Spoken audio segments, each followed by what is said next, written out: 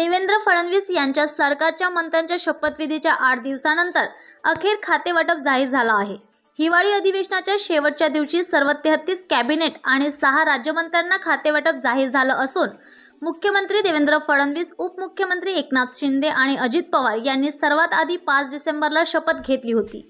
त्यानंतर 15 डिसेंबरला 39 आमदारांनी मंत्रिपदाची शपथ घेतली असून अजूनपर्यंत त्यांचं खातं वाटप झालं नव्हतं। त्यामुळे विरोधक दररोज टीका करत होते। हिवाळी अधिवेशन विना खात्याचे मंत्री म्हणून मंत्र्यांनी काम केलं। अखेर आज खाते वाटप झाल्याने या शपथ घेतलेल्या मंत्र्यांना अधिकृत मंत्रालय मिळाले। अपेक्षेप्रमाणे गृहमंत्रालय देवेंद्र फडणवीस यांनी स्वतःकडे ठेवलं आहे। याशिवाय गृह, ऊर्जा, न्याय व विधी, सामान्य प्रशासन, माहिती व प्रसारण आणि त्याचबरोबर खाते वाटप न झालेलं सर्वच खाते फडणवीस यांनी स्वतःकडे ठेवले आहेत। तर नगरवासिक मंत्रालय एकनाथ शिंदे यांच्याकडे असून याशिवाय ग्रामविकास मंत्रालय, गृहनिर्माण, सार्वजनिक बांधकाम विभाग ही एकनाथ शिंदेंना मिळालेली आहे।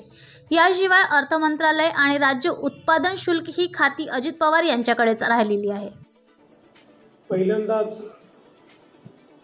कुठली वेगळी बातमी बनू नये म्हणून स्पष्टीकरण करतो की राज्याचे आमचे दुसरे सहकारी आणि उपमुख्यमंत्री अजितदादा पवार हे दुपारीच माझी परवानगी घेऊन बीड आणि परभणी या दोन्ही ठिकाणी ज्या घटना झालेल्या आहेत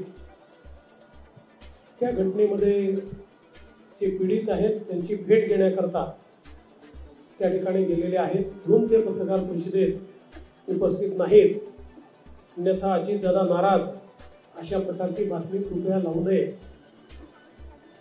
आताच माननीय एकनाथराव शिंदेजींनी आपल्यासमोर संक्षिप्त अशा प्रकारचा आढावा ठेवलेला आहे। हे अधिवेशन 6 दिवसाचं अधिवेशन या ठिकाणी झालं। त्यापूर्वी 3 दिवस मुंबईमध्ये छोटंसं अधिवेशन झालं होतं आणि आपल्याला कल्पना आहे की प्रत्येक 5 वर्षाने जेव्हा नव्याने निवडणूक होते त्यावेळी पहिलं अधिवेशन हे छोटं अधिवेशन असतं